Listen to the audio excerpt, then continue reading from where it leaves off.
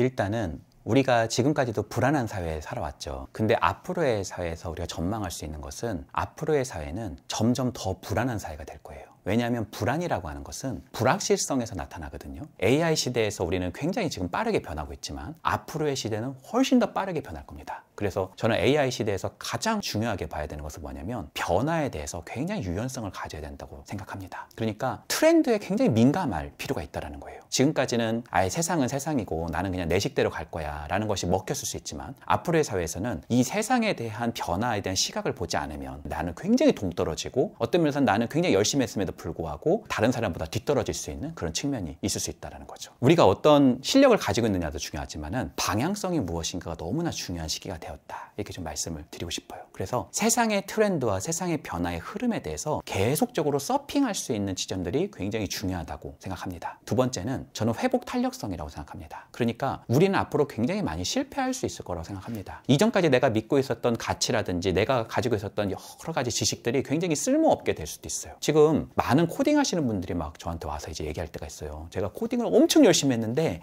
AI가 나와가지고 자기가 하고 있었던 코딩이 굉장히 지금 무용지물이 되고 있고 자기 몸값이 너무 낮춰지고 있다는 거예요. 그러니까 내가 지금 여기를 가봤는데 이게 아니게 되는 경우들이 굉장히 생길 수 있다는 거죠. 지금 이 세상의 트렌드가 얼마나 빨리 변하고 있냐면은 예전에 여기 구독자분들 중에 저랑 비슷한 나이 또래 있으신 분들은 어린 시절 때는 남의 나라에 무슨 일이 일어나고 남의 나라가 뭐 선거가 있고 그런 거 이렇게 중요하지 않았던 시기들이 있지 않았어요? 근데 지금은 다른 나라에 어떤 대통령이 되고 어떤 정치적인 격변이 있고 이런 것들이 실제 내 삶에 굉장히 영향을 많이 주는 시기가 지금의 시기라는 거예요. 그래서 점점 우리 사회가 더 연결되어 있고 다른 내가 가보지도 못한 엄청나게 멀리 있는 나라에 있었던 작은 일들이 우리나라에도 굉장히 많은 영향을 미치는 이런 시대가 되고 있다는 거죠. 그래서 우리는 그런 시대 속에서 계속 넘어지게 될 거고요. 우리는 계속 좌절하게 될 수 있을 거라고 생각합니다. 그때 우리에게 필요한 것은 바로 회복 탄력성이죠. 회복 탄력성이라는 말은요. 앞에 무슨 말이 하나 빠져 있어요. 그건 바로 절망과 역경입니다. 사실 요즘에 게임 하셨던 분들 중에는 힐러라는 분을 아시는 분들 계실 겁니다. 힐러는 다른 사람 에너지를 채워주는 사람이거든요. 근데 그런 캐릭터가 필요할 때는 언제냐면 에너지가 빠졌을 때 필요한 거예요. 또 이분이 이제 굉장히 용기를 줘서 막 이렇게 하려면은 힘이 뭔가 빠졌을 때 용기를 주는 거죠. 내가 지금 에너지가 꽉 차 있고 용기도 좀 충만하다. 그럼 힐러는 필요가 없겠죠. 이와 마찬가지로 내가 넘어지지 않았다면 회복 탄력성도 사실 필요가 없는 겁니다. 내 인생이 너무 탄탄대로다. 나는 뭐 성공대로를 지금 걷고 있다. 그러시면 무슨 사실 회복 탄력성이 필요하겠어요. 오히려 우리가 넘어지기 때문에 우리가 좌절하기 때문에 우리가 변화의 불확실성 안에 놓여져 있기 때문에 우리에게는 넘어졌음에도 불구하고 다시 일어날 수 있는 힘이 굉장히 필요하다라고 생각하고요. 저는 이 회복 탄력성이라고 하는 기지에는 자기 효능감이라는 가치가 매우 중요할 거고 이것이 우리 미래 사회에서 너무나 중요한 개념으로 자리 잡을 것으로 전망하고 있습니다. 일단은 첫 번째는 자신이 지금까지 이뤄놓았던 것에 대해서는 과감하게 좀 버려야 되는데 그거를 버리지 못하는 부분인 것 같아요. 예를 들자면 이런 거죠. 내가 좋은 대학에서 학위를 땄으니까 이걸로 평생 내가 어떻게 해보겠다. 그러면 이분은 굉장히 피해를 많이 입을 수 있어요. 왜냐하면 지금은 학위 하나로 평생을 내가 뭐 은퇴까지 한다? 그 어려운 시대일 수 있거든요. 계급장을 계속 떼야 되는 시기라는 거죠. 심지어 내가 어떤 자격증을 땄어요. 내가 어떤 면허가 있어요. 그걸 내가 평생 산다? 쉽지 않은 사회가 될 거예요. 아 근데 내가 전문직이면 괜찮지 않냐. 지금 제가 실제적으로 이런 미래에 관련된 보고서를 계속 읽다 보면은 현 트렌드를 볼 수밖에 없거든요. 지금 시대가 어떻게 변하고 있냐면 전 세계적인 현상인데요. 예전에는 전문직을 하면 좀 못해도 살아남았어요. 계속 그 전문직이라는 게 그 사람을 그래도 충분히 어느 정도의 경제적 수준이나 사회적 수준을 버티고 있었거든요. 근데 지금 어떻게 되고 있냐면 전문직이어도요. 소수의 전문직에게 굉장히 많이 몰리고요. 그러니까 예를 들어서 변호사다 그랬으면 소수의 변호사에게 굉장히 많이 몰리고 하위 20%는 굉장히 어려운 지경으로 전 세계적인 현상으로 좀 가고 있다는 겁니다. 내가 그냥 한 자격증을 따서 계속 안주하려는 태도, 폐쇄적인 태도, 내가 확보한 것으로 계속 내가 고정되게 무엇인가를 다 해석하려고 하는 태도, 이런 부분은 버려야 되는 부분이 아닌가 생각합니다. 내가 챔피언이 아니라 계속 도전자의 정신을 갖는 것이 매우 중요하다고 봅니다. 저는 제가 상담자이기도 하지만 코치이기도 해서요. 이 사회에서 성공했다고 하시는 분들을 뵙기도 하거든요. 근데 두 부류가 있는 것 같아요. 첫 번째 부류는 잘하시는데 자기는 이미 정점에 와 있다고 생각하는 거예요. 근데 우리가 산 꼭대기의 정상에 우리가 정복을 하면 사실 그 다음부터는 내리막길만 있잖아요. 그러니까 그분들을 보면요. 계속적으로 조금씩 쇠퇴하는 경향성을 저는 눈으로 목격할 때가 있거든요. 두 번째 부류는 자기의 삶에서의 정상은 아직 오지 않았다고 생각하시는 부류가 있어요. 제가 우리 학교에서 만난 지금 은퇴하신 교수님이신데 그분 참 놀라우신 게 그분은 항상 저한테 이렇게 여쭤보시는 분이세요. 그래서 그 부분이 참 놀라운데 나에게 좀 가르쳐 주겠나? 이렇게 얘기를 하세요. 아니 사실 겸손의 표현이 아니라 너무 훌륭하신 분이셔서 사실 제가 범접하기도 힘든 분이신데 제가 말씀드리는 거에 대해서 귀 기울이고 듣고 계시는 분이시란 말이에요. 그래서 그분은 항상 누구보다도 위대한 스승이지만 항상 제자의 마음을 가지고 있는 분이신 것 같아요. 그리고 그분은 지금도 뛰어나시지만 점점 저는 치고 올라가는 것들을 보고 있습니다. 그래서 여러분들이 내가 챔피언이다 이렇게 생각을 하신다면 그 다음 스텝에서는 얼마나 도전자가 무서워요. 내가 도전자한테 지면 챔피언 벨트 뺏기는 거고요. 내가 이겨봐야 챔피언 벨트 방어하는 거고요. 그러니까 도전자면 훨씬 마음이 편한 거죠. 내 정상을 아직은 내가 확보하지 않았다는 시각이 정말 필요하다고 생각합니다. 두 번째는 제가 어린 시절 때 굉장히 시골에서 자랐어요.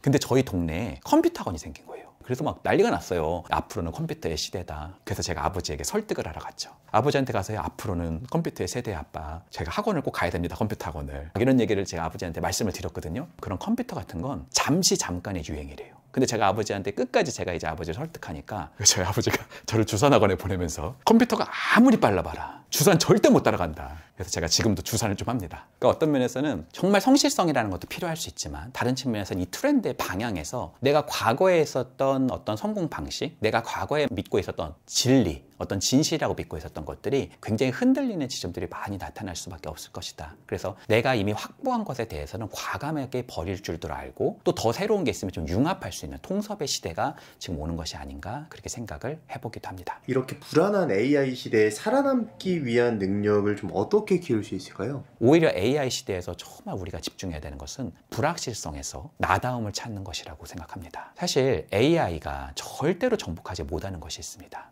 경험입니다. 저는 닭볶음탕 이런 거 굉장히 좋아하고 칼국수 이런 거 굉장히 좋아하는 사람이거든요. 근데 AI가 아무리 훌륭해도요. AI가 절대 말 못하는 거는 자기가 닭볶음탕 먹은 얘기는 못하는 거예요. 자기가 칼국수 먹은 얘기는 못하는 거예요. 그러니까 여러분의 고유의 경험은 나다움의 결정체다 이렇게 말씀드리고 싶어요. 그래서 AI 시대에서 자신을 잃어버리고 불안의 막 경랑 속에 휩싸이고 있다면 저는 오히려 자신에 대한 경험의 폭을 좀 늘려나가라고 말씀을 드리고 싶어요. 제가 많은 분들을 이제 뵐 때 그 사람이 정말 중요하게 생각하는 욕구를 찾을 때가 있어요. 많은 분들이 MZ 세대들이 자신의 욕구를 굉장히 잘한다고 생각하시는데 저는 그렇지 않다고 봐요. 오히려 자신의 욕구를 이렇게 제기하고 있긴 하지만 정말 제가 깊이 있게 그 사람들의 욕구를 이렇게 여쭤보면 모르는 경우들이 상당하거든요. 이거는 전반적인 우리 세계의 현상인 것 같아요. 오히려 젊은 분일수록 어린 시절부터 거의 경쟁에 우리가 빠져 있었던 시기가 많잖아요. 40대 이상이신 분들은 어린 시절 때 놀았던 문화도 많고 놀이터에 가면 친구들도 많고 근데 지금 젊은 세대 분들 같은 경우는 점점 놀이터에 사람이 없어지고 어린 시절부터 굉장히 경쟁 속에 던져져 있고 이런 경쟁은 점점 격화되기 때문에 세상이 나에게 부과하는 어떤 압박에 둘러싸여 있으나 내 욕구를 모르는 경우들이 되게 많아요. 근데 문제는 욕구를 찾아도 문제입니다. 욕구를 찾아도요. 그걸 어떻게 내가 실천할 수 있을지에 대해서 굉장히 고민을 가지시는 분들이 있어요. 예를 들자면 자기는 지금 회사를 다니고 있는 거예요. 근데 자기가 드로잉이라고 하는 걸 찾았어요. 그렇다고 해서 내가 지금 회사를 그만두고 화가가 되라는 말이냐 내가 무슨 만화가가 되라는 말이냐 사실 굉장히 애매한 부분이잖아요. 근데 정말 중요한 것은 내가 좋아하는 걸 찾았으면 반드시 그걸 직업으로 연결하지 마시고요. 좋아하는 걸 찾았으면 지금 당장 작게라도 그걸 경험해 보셔야 됩니다. 내가 드로잉에 대해서 찾았다면 오늘 바로 내가 SNS라도 가보시면요. 반데이 스쿨, 원데이 스쿨 이런 게 있습니다. 거기 한번 참여해보는 것이 그런 경험을 내가 체험하는 것이 매우 중요할 수 있어요.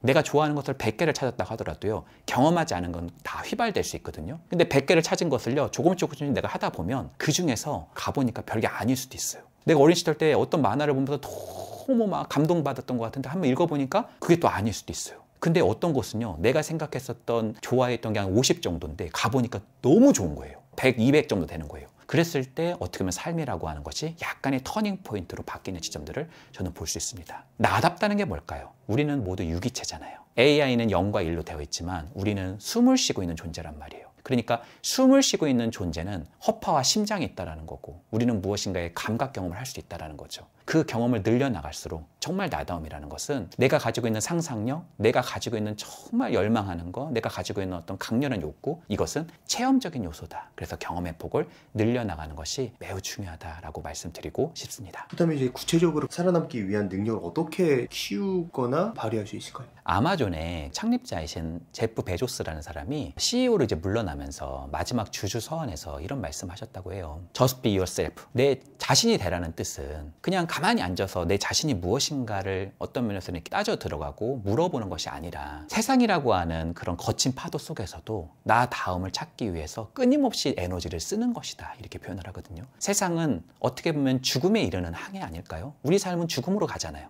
근데 그럼에도 불구하고 더 나은 나가 되기 위해서 전진하는 것, 세상은 우리를 평범한 사람으로 만드는데 조금 더 특별한 사람이 되기 위해서 우리가 기투해 나가는 것, 이것이야말로 정말 내 자신이 되어오는 것이다 라고 제프 베조스는 이야기를 했다는 거죠. 저는요, 내가 좋아하는 것을 체험하는 것, 그것도 나 다음을 찾는 데 정말 중요한 포인트라고 생각합니다. 내가 만약에 좋아하는 것을 내가 경험함으로써 나다움을 찾고 내가 행복감을 경험하는 것은 어떤 면에서 나의 취미가 될 수 있고 나의 놀이가 될 수도 있어요.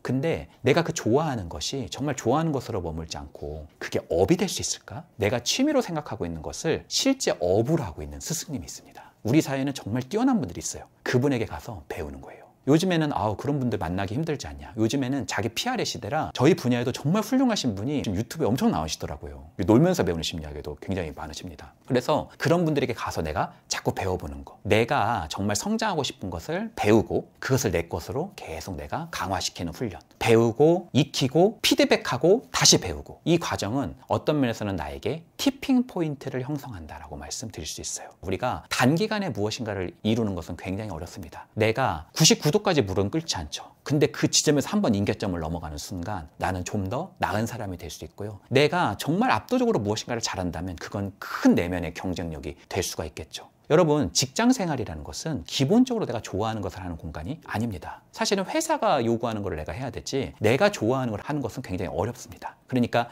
그 회사를 다니면서도 내 부캐를 만드는 것, 또 그 회사의 어떤 조직 체계 안에서 내가 조금 더 좋아하는 방향으로 조금 더 내가 맡은 역할로 가는 것도 매우 중요할 수도 있겠죠. 근데요, 혹시 알아요? 앞으로는 직업의 세계가 계속 변할 수도 있잖아요. 저는 저를 만난 내담자 중에 부캐로 시작했다가 부캐가 주캐를 역전하는 것을 많이 목도하는 경우들이 꽤 존재합니다. 내가 정말 잘하면요, 그것이 업이 돼버립니다. 내가 수도권에다가 그거를 차려도요, 사람들이 그쪽으로 올린다는 거죠. 그러니까 어떤 면에서는 내가 티핑 포인트가 되는 것은 업을 창출할 수 있는 능력이다 말할 수 있겠죠. 근데 그런 게 안 오면 어떡해요? 그런 트렌드가 안 올 수도 있잖아요. 그래도 여러분들 손해보는 것은 아닐 거라고 봅니다. 왜냐하면요, 내가 좋아하는 것을 계속 경험하는 것은 나의 행복감에 굉장히 도움이 되고 그것은 또 다른 회복 탄력성을 형성하게 됩니다. 나에 대한 믿음이 굉장히 올라갈 수 있다는 거죠. 그것은 내가 가려고 하는 내 길, 아직도 가야 할 길에서 나의 역량, 나의 재능, 나의 효능감을 높일 수 있는 좋은 지렛대가 되지 않을까 생각합니다. AI 시대에서 우리가 끊임없이 기투해야 되는 것은 내 정상은 오지 않았다, 내 무대는 오지 않았다, 나는 끊임없이 배우고 성장할 수 있다는 믿음, 나다움을 찾고 나를 이전의 나보다 단 1%라도 성장할 수 있는 토대라고 말씀드릴 수 있겠네요. 정리해 본다면 세상의 변화와 트렌드에 민감할 수 있어야 되고, 또 다른 측면에서는 그 트렌드에 맞게 나의 역량을 계속 갈고 닦을 수 있는 능력이다. 이 두 가지의 지점, 왼발과 오른발 속에서 여러분에게 주어져 있는 그 길을 여러분들이 당차게 걸으시기를 응원합니다. 오늘의 심리학은 여기까지 하겠습니다.